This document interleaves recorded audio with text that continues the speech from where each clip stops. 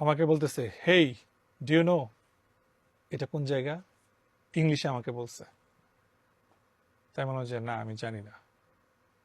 তো বললো যে জানার কথা না। আমার বলতেছে জানার কথা না। তারপর উনি এইভাবে বসে বসে আমাকে বলতেছে, ক্যান্সার চিনেন তো না? ধরেন পায়ের মধ্যে ধরেন ক্যান্সার হইলো, তখন আমরা কি করি? ধরেন আপনার এখানে ক্যান্সার হইলো, আমরা তখন কি করি? পাটা কেটে ফেলে দিই, তাই না? ওনাদেরকে দেখে আমার বেশ কয়েকজনকে মনে হয়েছে তারা বাংলাদেশি না, কারণ তাদের অ্যাকসেন্ট, বডি ল্যাঙ্গুয়েজ, আমাদের বাংলাদেশিদের ফিগার তো আমরা জানি কিরকম। তো এক একজনকে পরিচয় দিচ্ছিল, মানে তাদের মানে এক একজনের আইডেন্টিটিটা এইভাবে ওনারা বলতেছিল যে আমি এতটা এনকাউন্টার করছি। একজন বলতেছে, প্রথম যে বলছে, আহ, আপনি আমার চিনেন চিনেন না এখনো পর্যন্ত, কিন্তু এখন চিনবেন। এই হাত দিয়ে 157 জনকে এনকাউন্টার করছি, এভাবে দেখাচ্ছে 157 জনকে এনকাউন্টার করছি। আরেকজন বলতেছে 154 স্যার। আরেকজন বলতেছে স্যার আমার 60-এর উপরে হয়েছে। হ্যাঁ, এভাবে সবাই মানে কতজনকে তারা মারছে এবং গুম করছে সেই বিবরণ আমাকে দিচ্ছিল প্রত্যেকে। দেওয়ার পরে ওনারা একজনকে বলল, যাও জিনিস নিয়ে আসো, জিনিস নিয়ে আসো, কথাটা ছিল এটা এভাবে। তো একজন গেল, একটু ইয়াং টাইপের একটা ছেলে ওনাদের ভিতরেই।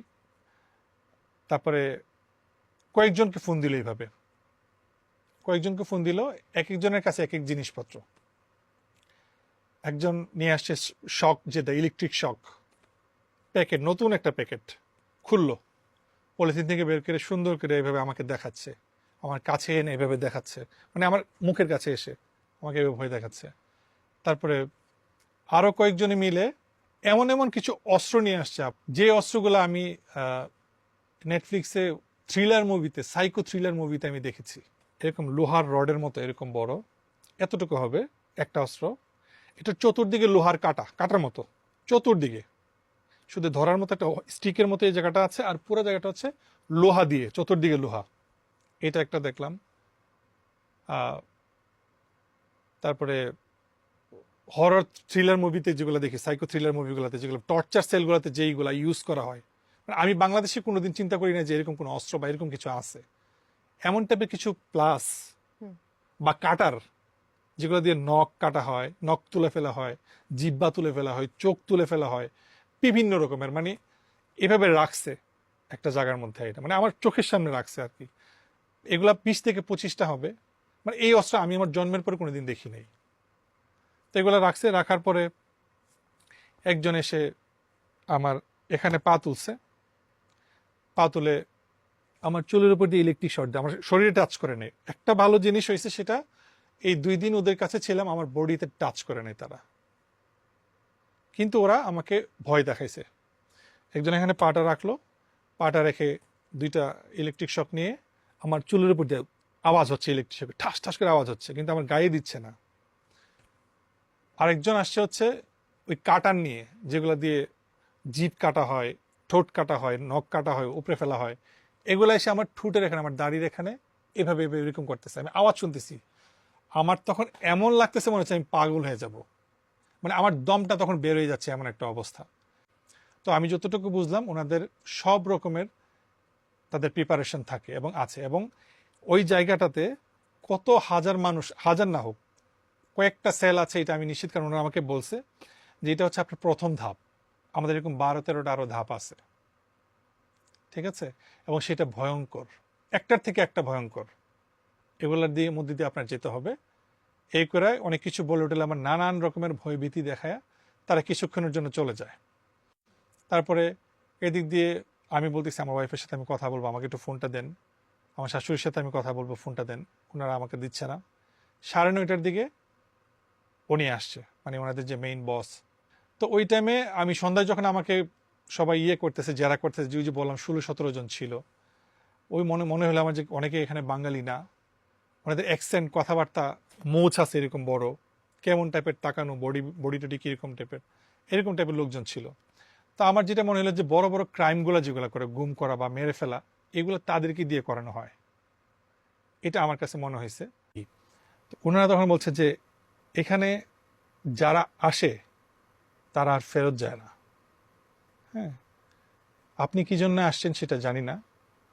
তো বলছে যে আল্লাহ আল্লাহ করেন, যদি ভাগ্য ভালো হয় তাও 9 দিন, 7 দিন বা 1 মাস, মানে আমি ব্যাক করার আর কি, মানে বাসায় যেতে পারবো, আর নাইলে আর ব্যাক করবেন না করি। বলছে শরীরটা দেখতেছেন না, 6 ফিট শরীর, উনি অনেক লম্বা, যে শরীরটা দেখতেছে এই শরীর অনুযায়ী পিটাই। তারপর বলতেছে যে এটা তো আপনার একটা মানে এটা হলো আপনার অভ্যর্থনা কক্ষ, আমরা বলতেছে এটা। বলছে এখানে এমন এমন রুম আছে যে রুম আপনি দেখলে আপনি নিজেই সেন্সলেস হয়ে যাবেন, মানে আমাকে এমন ভাবে উনি কথা বলতেছে। এবং এটা শুধু গল্প না, খুশ গল্প না, এটা আসলেই আছে এখানে।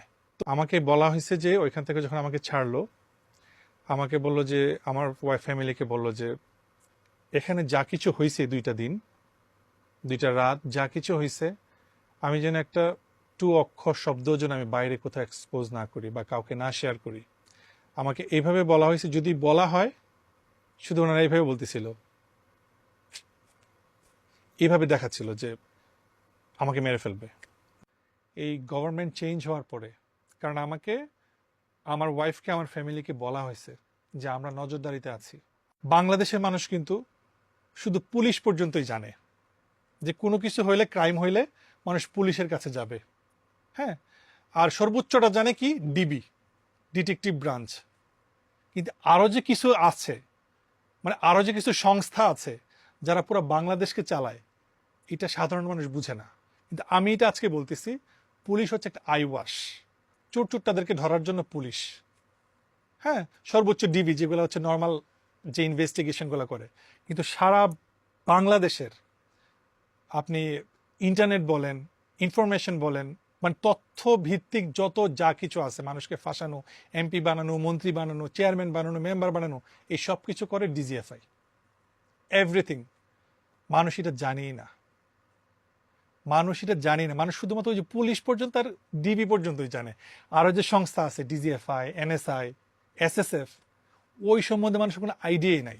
তারপর যে অফিসারটা ছিল সে বলতেছে যে আমি র্যাবে ছিলাম 7 বছর, 8 বছর, তো বুঝেনি তো আমি কাজ করতে চাই না, কিন্তু প্রধানমন্ত্রী তো আমার ছাড়তে চায় না, এইভাবে বলছে কথাটা। তো আমি রেবে যখন ছিলাম আমি চাইছিলাম যে আমি রিটায়ারমেন্টে যাব, তো প্রধানমন্ত্রী তো আমার ছাড়তে চায় না, তোর প্রধানমন্ত্রী আমার এই না ডিজিএফআইতে ঢুকাইল, এটা ওনার মুখের কথা। তো বলতেছে এই জন্য আমি এখানে, তো বুঝুন তো কত প্রিয় আমি প্রধানমন্ত্রী, আমার এইভাবে বলতেছে, খুব প্রাউডলি বলতেছে। আর বাকি অফিসারগুলো তো বলতেছিল এতজনকে মারছে, এনকাউন্টার করছে, খুব প্রাউডলি। ওনাদের ফেসের মধ্যে কোনো ইয়ে নাই, অনুশোচনা বোধ নাই, যে এতগুলো মানুষকে মারছে, এতগুলো মায়ের বুক খালি করছে, এতগুলা সন্তানের বাবাকে মারছে, অনেক মানুষ, হিসাব ছাড়া সেটা। এবং সবার একটা ধারণা যে ডিজিএফআই এর মেইন হেডকোয়ার্টারটা হচ্ছে এই যে 14 তলা বিল্ডিংটা গ্লাসের, ওইটা কি মনে করছে যে আয়নাঘর। অনেক মানুষ কিন্তু এটাও বলে যে আমার বাসা তো কাফরুলে, কচু খেতে, প্রতিদিন আমি স্কুলে যাই, কলেজে যাই, বাজারে যাই, অফিসে যাই, এই বিল্ডিংটা তো চোখে পড়ে। এখন মানুষ বলতেছে এই বিল্ডিংয়ে যে এত কিছু হয় আমরা তো জানতাম না। এই যে এই সরকার পরিবর্তনের পরে মানুষজন যখন কথাবার্তা উঠতেছে আয়নাঘর নিয়ে, তখন কিন্তু মানুষজন এই ব্যাপারগুলো নিয়ে কথা উঠছে। কিন্তু আমার বিশ্বাস সারা বাংলাদেশ তো অনেক জায়গায় ওদের এই এই টর্চার সেলগুলো আছে, গোপন সেলগুলো আছে। কিন্তু অন্যতম হচ্ছে এটা, যেটা আমি ছিলাম, আমার যেটা মনে হয়েছে, কারণ এটা পুরাতন বাড়ি, এইটা যদি কেউ ফাইন্ড আউট করতে পারে, আমি অনেক হিউম্যান রাইটস অর্গানাইজেশন কাজ করতেছে, আমি অলরেডি জানি, আমি তাদেরকে বিনীতভাবে অনুরোধ করতে চাই যে আপনারা প্লিজ এই জায়গাটাতে একটু দেখুন। ওই যে ওইটা ভুলে যান, 14 তলা বিল্ডিং, আয়নাঘর, কচু ক্ষেত, ওইটা ভুলে যান, আপনারা ওইটা জায়গাটায় যান, সিরাজ খালেদা মেমোরিয়াল হসপিটালের পাশে, সামনেই টেসের সাথের যে বিল্ডিংটা, পুরাতন বিল্ডিংটা, 2 তলা একটা বাড়ি, ওইখানে যান। ওইখানে গেলে আপনারা অনেকগুলা টর্চার সেল পাবেন এবং তাদের সবকিছু পাবেন, যত অস্ত্র আছে সবকিছু এখানে পাবেন। এবং ওইখানে যে কতগুলো গোপন আস্থানা আছে, আমার অনেক আছে, এটা আমি বলতে পারি। এবং অনেক মানুষ এখনো বন্দী, তাদের এক্স্যাক্টলি অনেক অনেক লোকেশন আছে তাদের এই বন্দিশালার, ডিজিএফ এর, যা এখনো পর্যন্ত পাবলিশ হচ্ছে না। এবং কিছু কিছু মাত্র অফিসারকে হয়তো বা স্যাক করা হয়েছে, তাদের চাকরি থেকে বরখাস্ত করা হয়েছে, কিন্তু তাদের সাথে যে আনুষঙ্গিক অন্যান্যরা যারা ছিল, যারা সম্পন্ন করছে, তাদেরকে পর্যন্ত ধরা উচিত, তাদেরকে পর্যন্ত জিজ্ঞাসাবাদে আনা উচিত। তাদের এত বড় মোচ, ইয়া মুটা, তারা বাংলাদেশি না, আমি কসম করে বলতে পারি তারা বাংলাদেশি না। 2জনকে আনছে, বলতেছে যে ফোন করা হয়েছে এখান থেকে, সে ঢাকার বাইরে। আমি আমি যতটুকু তাদের কথা শুনে বুঝতে পারছি সেই লোকটা ঢাকার বাইরের, নিশ্চয়ই প্রভাবশালী কেউ বা এরকম কেউ, হোয়াট এভার। হ্যাঁ, ওনারা এমনভাবে বলছে যে আমরা প্রাইম মিনিস্টারকে ছাড়া কাউকে করার টাইম নাই আমাদের, শুধু অ্যাকসেপ্ট প্রাইম মিনিস্টার, ওনারা এইভাবে বলছে, এখানে আসছে। এখন একটা সাহস আসছে যে আমি কথা বলতে পারছি, আমি চিন্তাও করতে পারি না যে এই বিষয়গুলো নিয়ে আমি কোনোদিন কথা বলবো। তাই আমার বিশ্বাস, আমার ইচ্ছা যে আমার এই বিষয়গুলা অন্যদের মতো দেখা হবে।